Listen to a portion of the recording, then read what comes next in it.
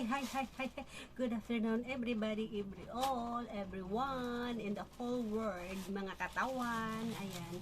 Flex ko na naman sa inyo yung order ko na collagen powder from TikTok.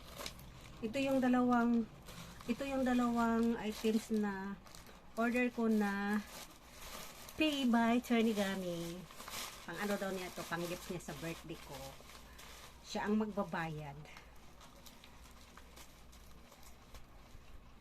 Ako ang mag-order, siya ang magbabayad. Kaya yung Sunday,